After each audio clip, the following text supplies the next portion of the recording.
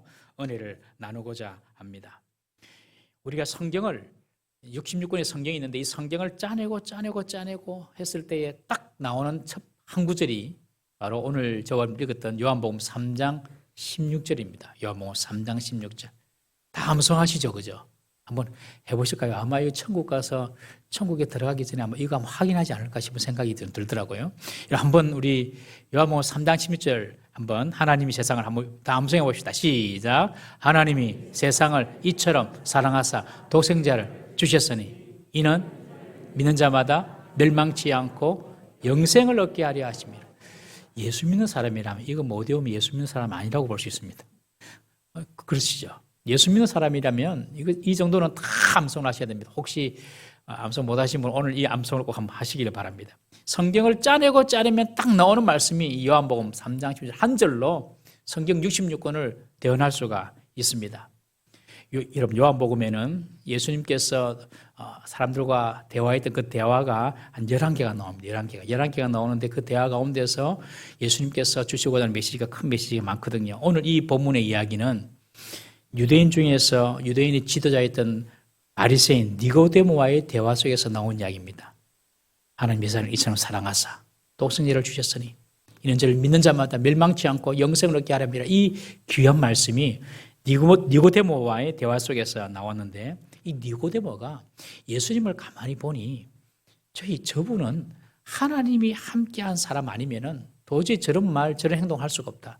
하나님께로부터 온 사람이 아니면 예수님이 행하시는 기적이나 표적이나 또 그분들의 예수님 말을 보고 하나님으로부터 온 자다. 하나님이 아니면 도저히 저런 일을 이룰 수 없다. 이런 확신이 들었습니다. 그래서 예수님께 밤에 몰래 찾아와서 예수님에 대해서 더 질문도 하고 그리고 특별히 예수님이 말씀하신 하나님의 나라에 대해서 그리고 그 하나님의 나라에 어떻게 들어가는지에 대해서 질문한 내용, 그 내용 중에 오늘 이 본문 말씀이 들어있는 것입니다.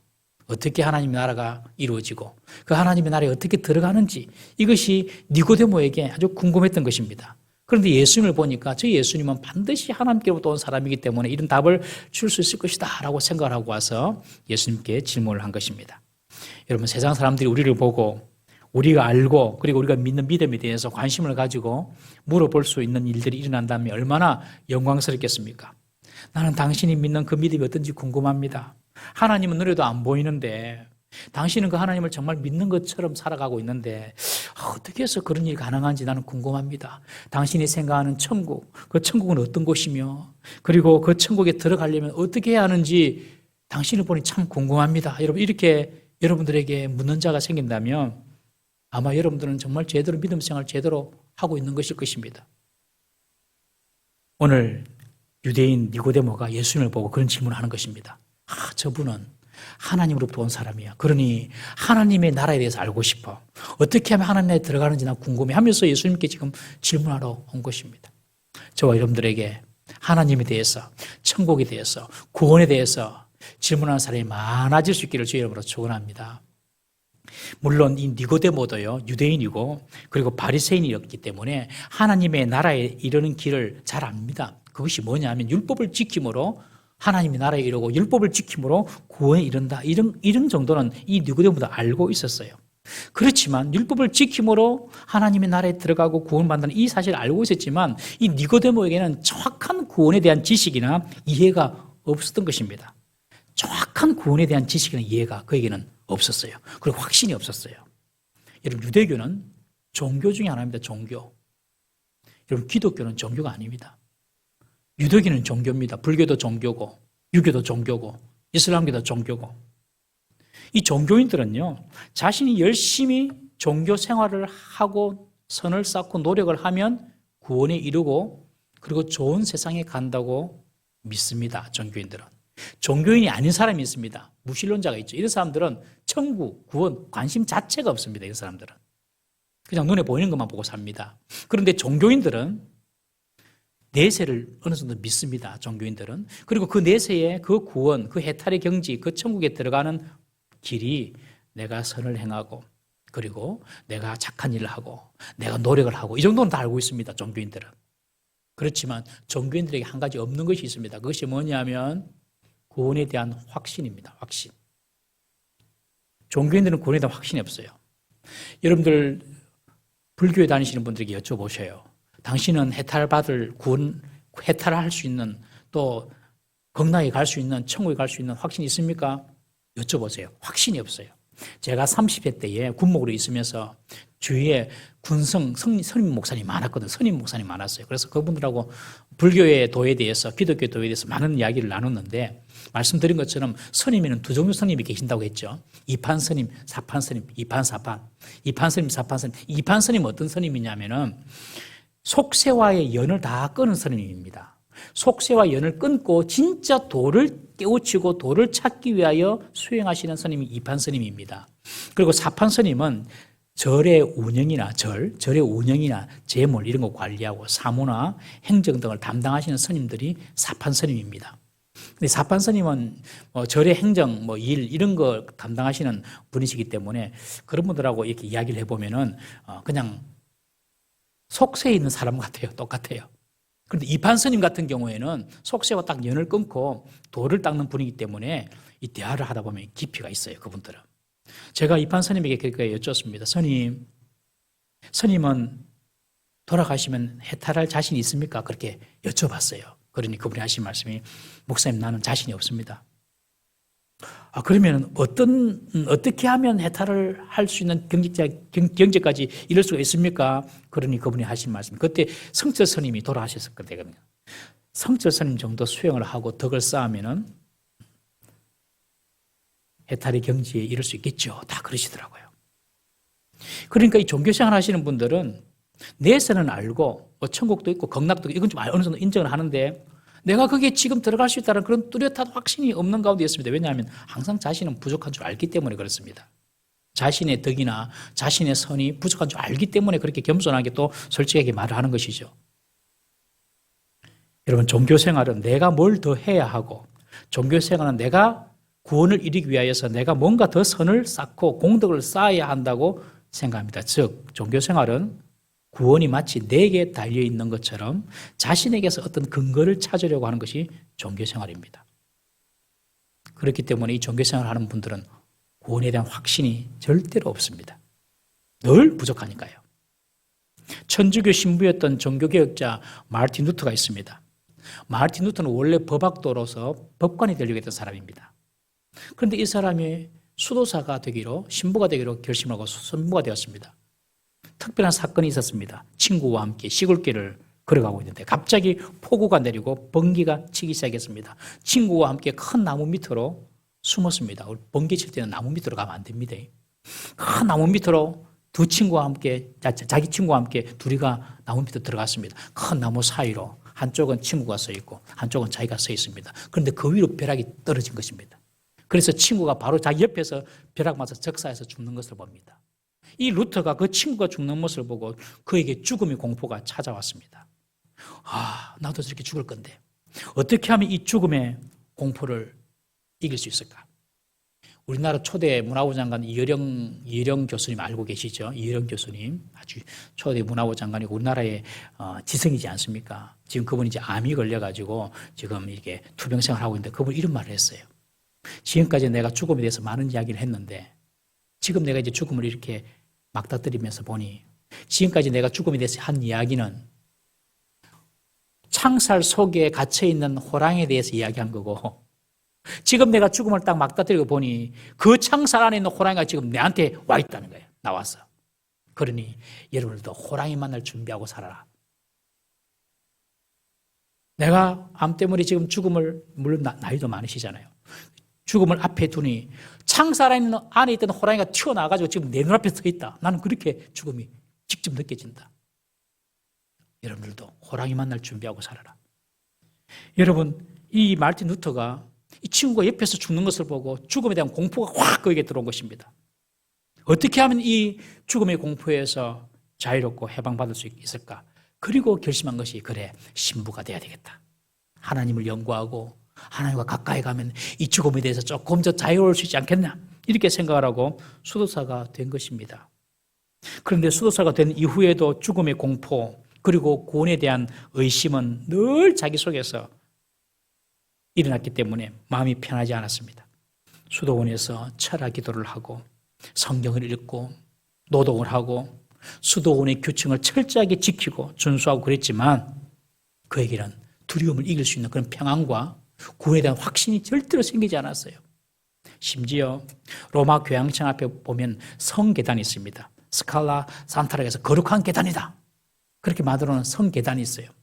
이 성계단은 예수님께서 빌라도에게 신문을 받기 위하여 빌라도가 있는 그 관저로 올라가는 길에 있었던 계단입니다. 그 계단을 AD 326년 콘스탄티누스 황제 어머니 헬레나가 예수님께서 걸어갔던 그 빌라도에게 심판받기 위하여 걸어갔던 그 계단을 예루살렘에 있는 거 그들 갖고 왔어요. 로마로 가져와가지고 로마 교황청에 둔 겁니다. 한번 사진 한번 보십시오. 이 계단입니다. 예루살렘에 있는 걸 그들 갖고 와가지고 예수님이 신문 받으러 왔던 그 계단 갖고 와가지고 로마 교황청에 만들어도 지금 이것이 로마에 여전히 있습니다. 이 루터가 이 계단을 그냥 무릎으로 수십 번 올라가면서 자기의 죄를 용서받고 구원의 확신을 얻기 위하여 수도를 하고 노력을 했습니다. 로마 교황청에서는 이 계단을 무릎 꿇고 올라가는 자들에게는 죄를 면죄해 주는 면죄부를 주었습니다. 무릎 꿇고 올라가면 이제 없어진다. 그렇게 가르쳤거든요. 그래서 이 루터가 이 성계단을 계속 계단을 무릎 꿇고 올라갔다도 마음의 평안이 없었어요. 그리고 구원에 대한 확신이 없었던 것입니다. 여전히 죽음에 대한 두려움은 사라지지 않았던 것입니다. 그런 루터에게 그의 고민이 해결된 것이 바로 로마서 1장 17절 말씀을 깨닫고 난 뒤입니다. 로마서 1장 17절 말씀 한번 다 같이 읽어보겠습니다. 시작. 복음에는 하나님의 의가 나타나서 믿음으로 믿음에 이르게 하나니 기록된 바 오직 의인은 믿음으로 말미암아 살리라 함과 같으니라. 와, 의인이 믿음으로 되는구나. 믿음으로. 이 사실을 루터가 다 깨달았어요. 루터는 하나님의 의인은 그 어떤 행위나 공로로 선행으로 이루어지는 것이 아니라 오직 믿음으로 되는, 믿음을 가졌을 때에 하나님께서 부어주시는 은혜라는 사실을 이 루터는 확신하게 된 것입니다. 여러분들을 기독교를 종교라고 생각하십니까? 종교 생활이라고 생각하시면 구원에 대한 확신이 생길 수가 없습니다. 오늘 여러분들 돌아가시면 천국 갈 자신 있으십니까? 아멘이십니까? 오늘 밤에 내가 잠을 자다가 그냥 눈을 뜨는데 세상이 마지막이다. 그때 나는 천국에서 주님을 볼 수 있다. 이런 확신이 있으십니까, 여러분? 예, 이게 확신이 있어야 됩니다. 이 확신이 없으면 지금 내가 종교 생활을 하고 있는 거예요. 내가 뭔가 더 해야 되고, 내가 뭔가 선을 더 행해야 되고, 내가 뭔가 좀 더 착하게 살아야 되고, 지금 이런 생각하고 있는 겁니다, 여러분. 구원은 하나님의 선물입니다. 믿음으로 받는 겁니다. 믿음으로. 나는 부족하고 허물이 많지만 예수님께서 내 죄를 위하여 십자가 죽으시고 부활하셨다는 그 사실을 그냥 믿음으로 받는 것입니다. 기독교는 그래서 종교가 아니라 생명이며 복음입니다. 예수님은 종교를 만들러 오신 분이 아닙니다. 예수님은 우리에게 생명을 주시고 빛을 주기 위해서 오신 분입니다. 종교는 구원의 길을 찾고자 노력하는 사람들이 만든 것입니다. 구원의 길을 찾고자 노력하는 사람이 만든 것이 종교예요. 그래서 종교를 창시한 모든 사람들은 나름 구원의 길을 찾아 나선 구도자입니다. 구도자. 우리는 그런 자를 구도자라고 해요. 도를 찾아서 나선 사람. 구도자라고 합니다. 그러나 예수님은 구도자가 아니라 구원자입니다. 내가 곧 길이다, 진리다, 생명이다. 그냥 말해버린 거예요. 그러니까 예수님은 둘 중에 하나예요. 정신병자든지 진짜 하나님의 아들이든지. 내가 길이다, 진리다, 생명이다. 여러분, 생명이고 진리신 예수님께서 오신 날이 바로 오늘 성탄절입니다. 이 성탄절의 비밀을 아는 사람은 알지만 세상 사람들은 모릅니다. 그냥 할리데이, 공휴일로 정도로 생각하지요. 오늘 성탄절 날 예수님께서 당신이 세상을 구원할 구세주임을 세상 사람들을 믿게 하려고 이 땅에 오신 날입니다. 오늘 예수님께서 오신 날인데 그 성탄절을 통하여서 우리가 꼭 믿어야 될 세 가지 오늘 말씀을 통하여서 살펴보고자 합니다. 성탄절을 맞이하면서 우리가 꼭 믿어야 될 세 가지. 첫 번째, 우리가 믿어야 할 믿음의 내용은 하나님이 우리를 사랑하신다는 것입니다. 한번 따라합시다. 하나님이 나를 사랑하십니다. 오늘 16절에 보면 하나님이 세상을 이처럼 사랑하사라고 시작하고 있습니다. 하나님은 세상을 사랑하는 분입니다. 여기서 세상이라고 말하는 것은 세상에 속한 모든 피조 세계를 말합니다. 사람도 포함되고 동물, 자연, 그리고 나아가서 세상에 일어나는 모든 일들조차도 포함하고 있습니다. 하나님이 이 세상을 사랑하신다는 이 사실을 우리는 믿어야 합니다. 하나님은 범죄한 자를 심판하고 범죄한 자를 징계하는 것을 기뻐하고 즐겨하시는 분이 아닙니다. 하나님은 사랑이시다. 이 사실을 절대적으로 믿어야 됩니다. 구약의 이스라엘 백성들은 하나님에 대해서 심판의 하나님, 징계의 하나님, 무서운 하나님, 공의의 하나님 이렇게만 생각을 했습니다.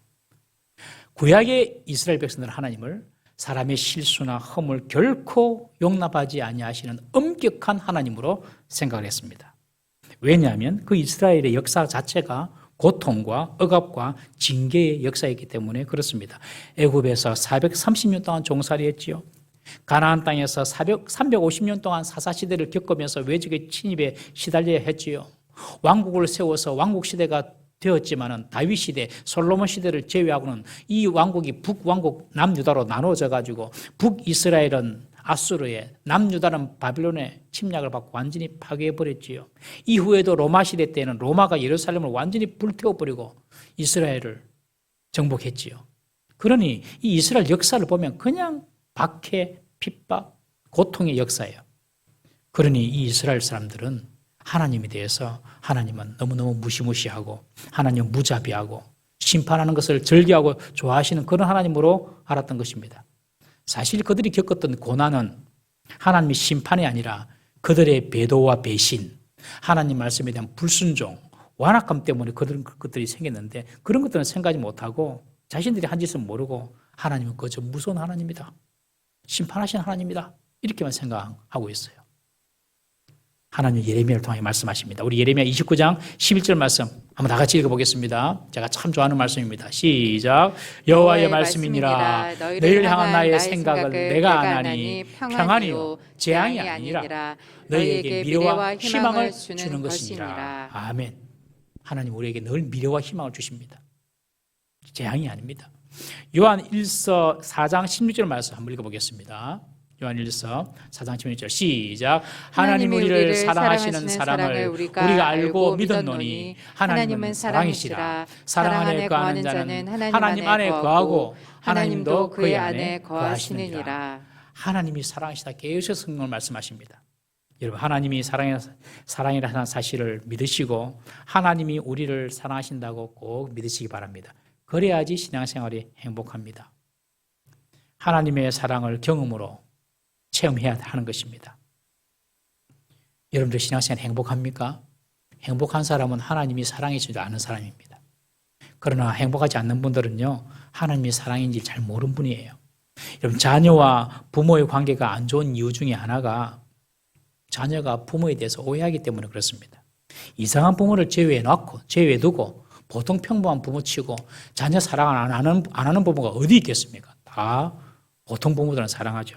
그렇지만 자녀가 오해합니다. 부모는 내게 관심도 없어. 부모님은 나를 위해서 헌신하거나 나를 위해 희생할 줄도 몰라. 부모는 나에게 규율만 따지고 나를 사랑해 주지 않아. 자녀가 부모에 대해서 사랑을 느끼지 못하면요, 그 자녀는 삐뚤어지게 되고 부모와 관계가 안 좋게 되는 것입니다, 여러분. 마찬가지입니다. 신앙생활도. 하나님이 우리 하늘에 계신 우리 아버지인데 하나님이 좋으신 하나님이시다. 하나님이 나를 사랑하신 하나님이시다. 이런 하나님의 사랑을 우리가 믿지 못하고 경험하지 못하면 우리의 신앙생활이 기쁨이 없습니다. 여러분. 행복도 없습니다. 여러분, 하나님이 세상을 전부 사랑하사라고 말씀하십니다. 이 성탄이라 우리가 꼭 기억해야 할 것은 하나님이 세상을 사랑하시고 나를 사랑하신다. 이 사실을 꼭 믿으시기를 바랍니다. 하나님의 사랑을 오해하게 만드는 개념이 있는데 그 개념이 뭐냐면 하나님의 공의, 하나님의 정의의 개념입니다. 개념. 하나님의 공의, 하나님의 정의. 우리는 하나님에 대해서 공의로우신 하나님, 정의로우신 하나님 그렇게 말씀하지 않습니까, 여러분? 그래서 하나님은 어려우신 분이기 때문에 불의한 사람들을 공정하게 처벌하신 하나님이시다. 이렇게 하나님의 정의와 공의를 생각합니다. 앞서 말씀드렸던 종교개혁자 마르틴 루터가 바로 그런 하나님을 믿었어요. 하나님은 정의로우시고 공의로우시니 하나님은 불의한 사람을 다 심판하신다. 이런 하나님에 대한 생각을 갖고 있었습니다. 마틴 루터는 이런 말을 합니다. 나는 수도사로서 털끝만큼도 흠잡을 데가 없었지만 하나님 앞에서 나는 여전히 마음이 괴로운 죄인이었다. 도무지 나는 나의 공로로 하나님을 누구뜨릴 자신이 없었다. 나는 하나님을 늘 공정하신 하나님으로 생각했고 그래서 하나님은 늘 내게 성난 하나님이셨다. 나는 그런 하나님을 사랑할 수가 없었다. 루터가 하는 고백입니다. 루터는 하나님의 의를 생각할 때에 하나님의 의는 심판을 위한 수단으로 보았기 때문에 하나님 앞에서 자신의 양심을 볼 때에 하나님 앞에서 자신의 마음 상태를 볼 때에 절대로 자신은 온전하지 못한다는 생각을 할 수 있었기 때문에 하나님은 늘 나에게 썩난 상태로 계신 하나님이시다. 그렇게 표현하는 것입니다. 내가 잘못했기 때문에 하나님 내 볼 때마다 썩났을 거야 만날. 그래서 이 루터는 늘 하나님을 썩난 하나님으로 봤다는 것입니다. 그래서 난 하나님을 사랑할 수가 없었다. 여러분 하나님의 공의와 정의를 잘못 이해하면 하나님은 나를 심판하시고 진노하신 하나님이다. 그렇게 생각만 하니 하나님은 날마다 썩난 하나님이에요. 왜? 내가 날마다 잘못하니까. 그런 하나님을 믿는다면 하나님을 사랑할 수가 없는 것입니다. 우리가 하나님의 정의, 하나님의 공의 이것만 생각하면 막 재판하려고 하잖아요. 막 죄를 들춰내고 막 이렇게 막 판결하려고 하잖아요. 그러면 하나님이 날마다 썩난 하나님으로밖에 볼 수가 없는 것입니다. 대부분의 기독교인들이 제가 볼 때는 98% 이상 기독교인들이 하나님의 정의나 공의를 아주 착각을 합니다. 하나님의 정의, 하나님의 공의를 세상 법정에서 말하는 정의나 공의로 착각합니다. 세상 법정에서 말하는 공의와 정의를 하나님의 정의와 공의와 이거 혼동하는 거예요. 여러분 하나님의 공의와 정의가 뭔지 아십니까? 하나님의 정의를 히브리어로 미시파트라고 하는데 이것은 법 질서를 의미합니다. 법 질서. 그것이 하나님의 정의입니다. 그리고 하나님의 공의를 처탁하라고 이야기하는데 이것은 어떤 공의냐? 하나님의 공의는 사랑이 들어있고 긍휼이 들어있는 공의입니다.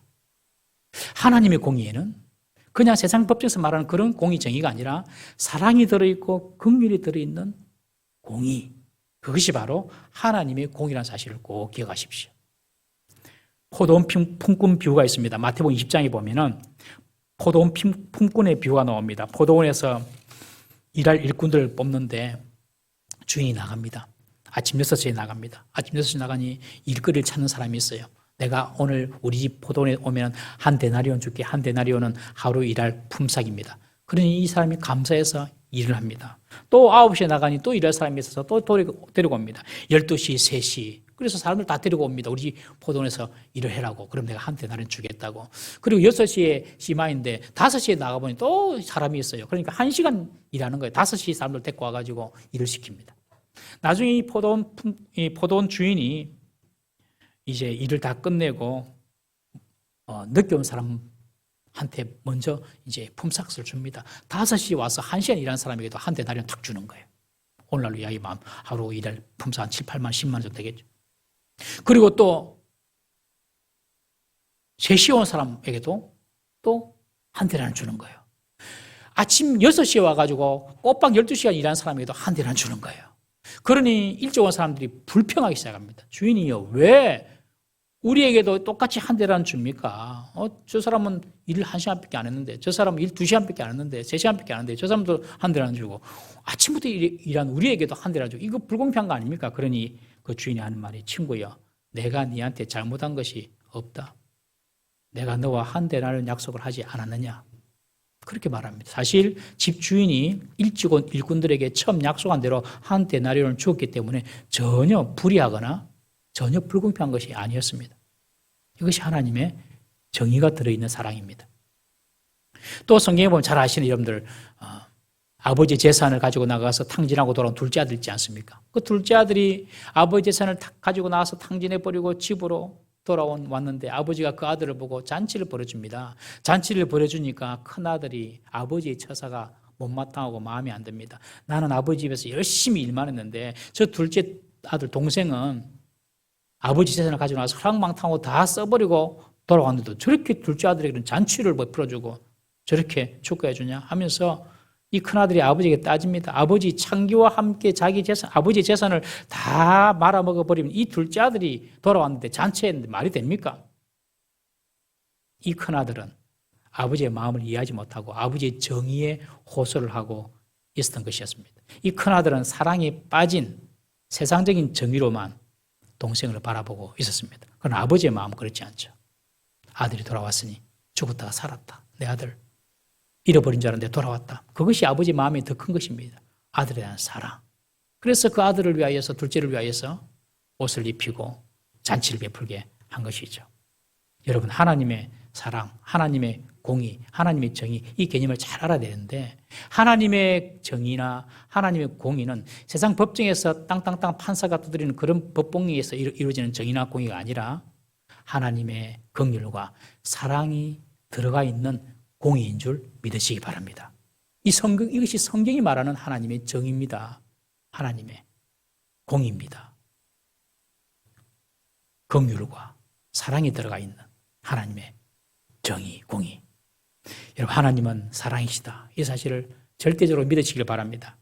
지금 내가 원치 않는 상황 속에 있다 하더라도, 원치 않는 환경 속에 있더라도 여러분들 그 하나님의 동기는 바로 사랑임을 잊지 마십시오.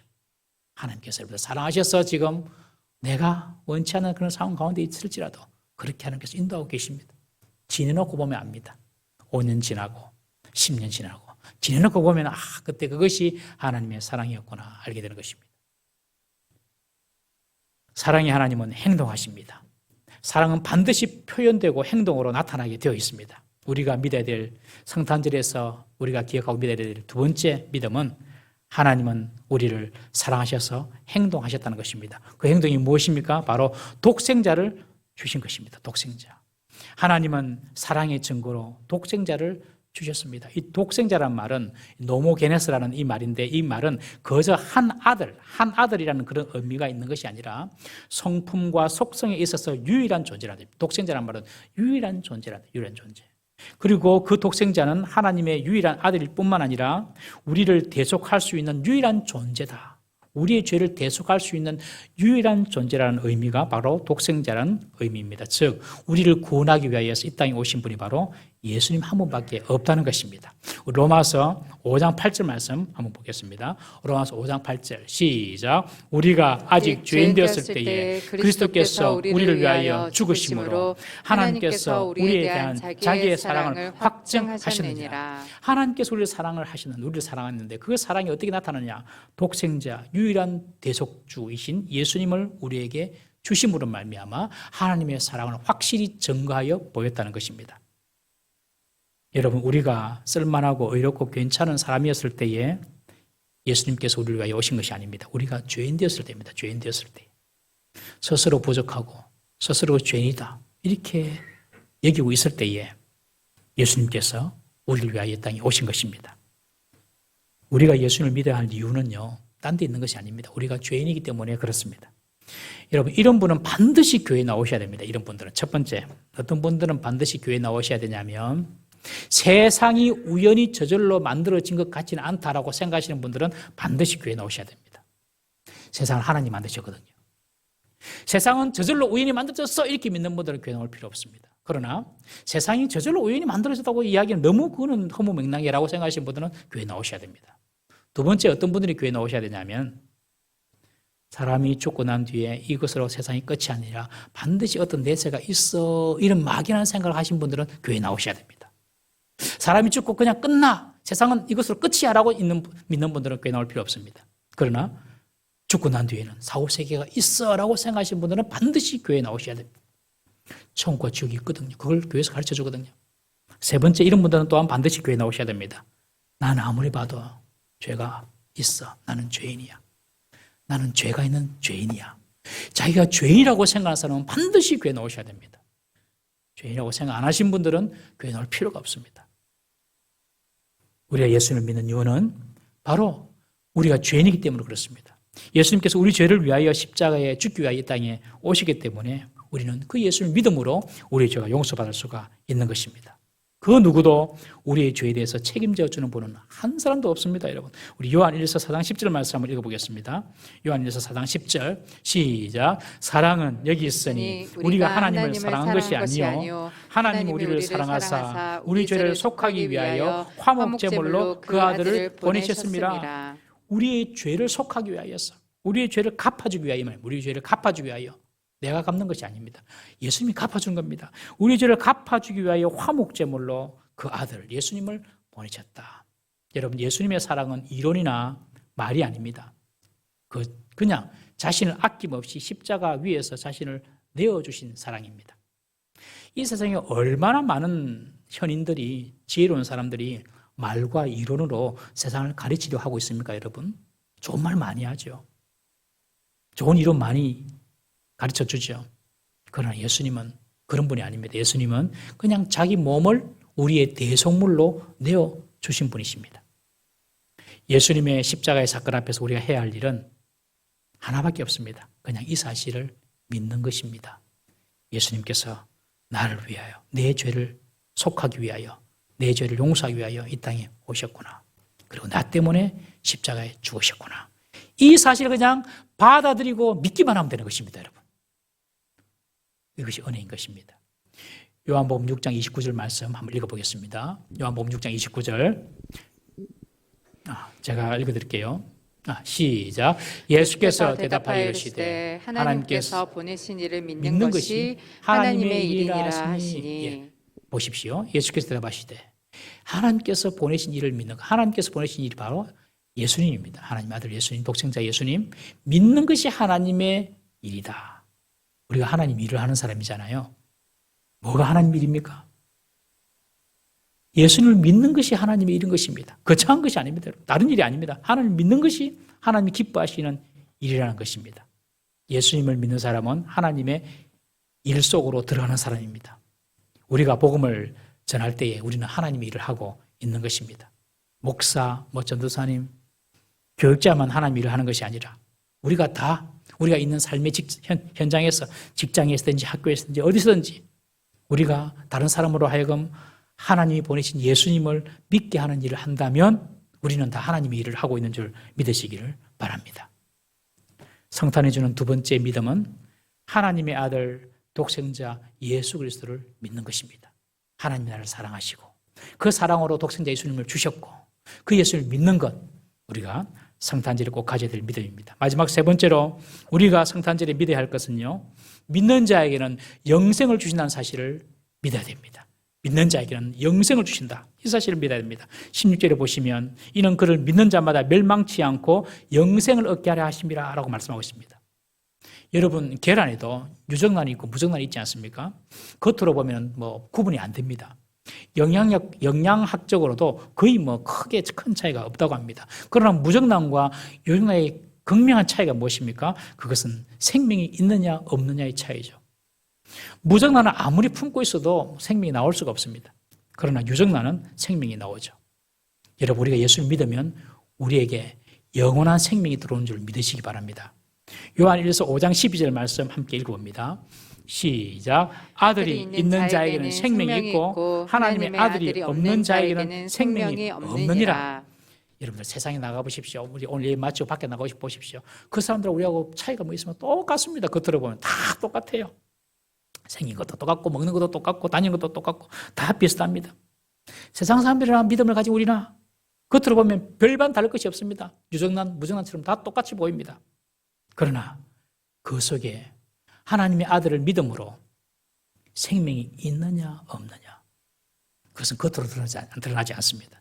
그 속에서 그것이, 그 생명이 나타나게 되는 것입니다. 믿는 자는 누구든지 예외 없이 멸망하지 않고 영생할 줄 믿으시기 바랍니다. 이 사실을 믿어야 됩니다. 사랑하는 성도 여러분, 저와 여러분들은 이 땅에서의 생명이 끝난다고 끝나는 생명이 아니라 영원한 생명이 있음을 꼭 믿으시기 바랍니다. 그 사실을 꼭 기억하셔야 됩니다. 빈부귀천 상관없습니다. 남녀노소 상관없습니다. 그냥 믿기만 하면 영생이 주어지는 것입니다. 하나님의 선물이고 하나님의 은혜입니다. 하나님은 우리가 구원받는 것에 대해서 모든 것을 다 준비해 주셨습니다. 우리가 할 일은 그저 믿기만 하면 됩니다. 영접하는 자, 곧 그 이름을 믿는 자들에게는 하나님의 자녀가 되는 권세를 주셨으니. 여러분 한번 따라해 보실까요? 예수님을 나의 구주로, 나의 주님으로 믿습니다. 아멘. 그러면 되는 것입니다. 왜 이리 쉬워요? 하나님 우리를 다 구원하시길 원하기 때문에 너무 쉬운 방법을 주셨어요. 근데 머리가 너무 좋은 사람은 너무 쉬운 것에서는 뭔가 이상한 거 있을 것이다. 그러고 안 믿는 거예요. 머리가 너무 좋아가지고. 여러분 그렇지 않습니다. 햇빛, 물, 사람에게 너무너무 필요하고 사람의 생명에 꼭 필요한 것들은 하나님께서 다 그냥 공짜로 주셨습니다. 사람이 저거 없으면 못 살아. 그러면 하나님이 그냥 공짜로 주셨어요. 자동차는 없어도 되고요. 집도 내 집 없어도 살 수 있고요. 옷도 비싸도 안 입어도 살 수 있어요. 그러나 꼭 사람에게 필요한 것 하나님이 다 공짜로 주셨어요. 햇빛도 공짜로 주셨죠. 비도 공짜로 주셨죠. 식물도 공짜로 주셨죠. 밥도 공짜로 주셨죠. 밥이야 우리가 돈 주고 사 먹는다고 하지만 여러분들 그 곡식 알 하나님이 다 공짜로 주신 거 아닙니까? 과일도 다 하나님 공짜로 주신 거 아닙니까? 사람이 만들었습니까? 아닙니다. 농부가 재배해가지고 그것을 이제 돈으로 팔기는 하지만은 다 원래 하나님 공짜로 주신 거예요. 여러분 생명에 필요한 것은 하나님께서 다 공짜로 주셨습니다. 마찬가지로 우리의 영생에 필요한 이 구원도 주님께서 그냥 믿기만 믿으면 공짜로 주신 것입니다. 얼마나 우리가 복받은 사람입니까? 예수님 믿지 않는 자는 어떻게 됩니까? 18절에 보면 그를 믿는 자는 심판을 받지 않을 것이요 믿지 아니한 자는 하나님의 독생자 이름을 믿지 아니함으로 벌써 심판을 받은 것이니라. 여러분 예수님 믿는 자는요 과거의 죄, 미래의 죄, 앞날 우리가 연약해서 지을 죄, 이 모든 죄에 대해서 정죄도 없고 심판도 없음을 믿으시기 바랍니다. 그러나 믿지 않는 자는 이미 심판을 받았습니다. 이미 그 지옥불로 가고 있는 것입니다. 여러분. 성탄절은 바로 하나님의 아들 예수님이 이 세상을 구원하시고 우리에게 영생을 주시기 위해서 이 땅에 오신 날입니다. 예수님의 탄생은 죄로 말미암아 저주받고 심판받아 소망 없이 지옥불의 땔감으로 떨어질 수밖에 없는 우리들을 구원해 주시고 영생을 주시기 위한 하나님의 사랑의 선물입니다. 여러분 이런 이야기는 이 땅에서 만드는 이야기가 아닙니다. 이 땅에서 만들어진 이야기가 아닙니다. 이 이야기는 하늘의 이야기입니다. 하늘의 이야기. 하늘에서 그렇게 계획을 했다는 것입니다. 그래서 오늘 우리가 읽지 않았지만 12절에 보시면 3장 12절 한번 띄워주시겠습니까? 요한복음 3장 12절 한번 다 같이 읽어보겠습니다. 시작. 내가 땅의 일을 말하여도 너희가 믿지 아니하거든 하물며 하늘의 일을 말하면 어떻게 믿겠느냐. 여러분 왜 예수님을 믿는 사람이 적냐면 하늘의 일을 말하기 때문에 이해가 안 되는 것입니다. 예수님께서 말합니다. 니고데모에게 땅의 일을 말해도 네가 다 믿지 아니하거든. 하물며 하늘의 일을 말하면 네가 어떻게 믿겠느냐. 여러분 우리는 지금 하늘의 이야기를 듣고 하늘의 이야기를 믿고 있다는 사실을 꼭 기억하십시오. 하나님은 사랑이시고 그 하나님의 사랑이 독생자 예수 그리스도를 이 땅에 보내셨으며 그 예수님을 믿음으로 멸망치 않고 심판받지 않고 영생을 얻는다. 이 비밀이 전부 다 하늘에 속한 이야기였습니다. 하늘에 속한 이야기. 땅의 이야기가 아닙니다, 여러분. 땅의 이야기는 이겁니다. 네가 열심히 해라, 선을 쌓아라, 네가 공덕을 베풀어라, 네가 깨끗해라, 네가 거룩해라, 네가 노력해라. 그것이 땅의 이야기인데 하늘의 이야기는 그것이 아닙니다. 하늘의 이야기는 하나님께서 세상을 사랑하셔서 독생자 예수 그리스도를 주심으로 세상의 모든 죄를 다 용서하셨으니 예수님을 영접하기만 하면 용서받고 하나님 백성이 되고 영원한 생명을 얻는다. 이것이 하늘의 이야기입니다. 하늘의 이야기. 여러분 오늘 저와 여러분들 이 성탄절 예배를 참석하면서 그 비밀을 아는 분들이기 때문에 오늘 이 자리에 와서 하나님께 예배하신 줄로 믿습니다. 우리는 사랑받는 사람입니다. 옆에 분랑 인사하십시오. 당신은 사랑받은 사람입니다. 시작. 당신은 사랑받은 사람입니다. 다시 한 번 더. 절대 잊지 마세요. 당신은 사랑받은 사람입니다. 시작. 절대 잊지 마세요. 당신은 사랑받은 사람입니다. 또 이렇게 인사합니다. 당신을 위하여서 예수님이 십자가에 죽으셨습니다. 시작. 당신을 위하여 예수님이 십자가에 죽으셨습니다. 한 번 더 인사합니다. 옆에 보시면서 예수를 믿으면 당신에게는 영생이 생깁니다. 시작. 예수를 믿으면 당신에게는 영생이 생깁니다. 할렐루야.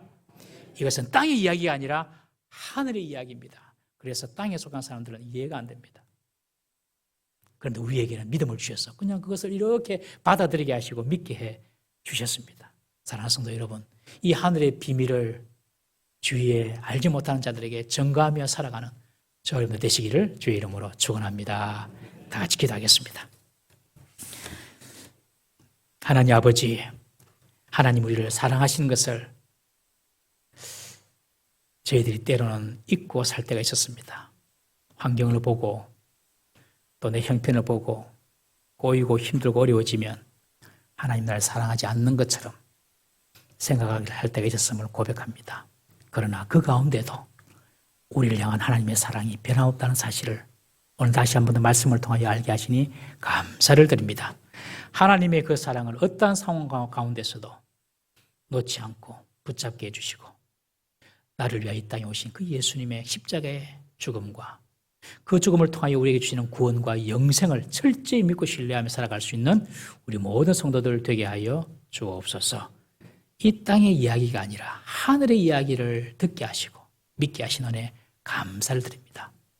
우리는 이 땅에 살지만 이 땅에 속한 자가 아니요 하늘에 속한 자인 줄 알고 언젠가는 우리가 하늘 본향으로 돌아갈 하늘 시민권을 가진 자인 줄 알고 남은 인생 복음을 전가하며 하나님의 일을 감당하며 살아가는 우리 모든 성도들 되게 하여 주옵소서. 예수님의 이름으로 기도드리옵나이다. 아멘.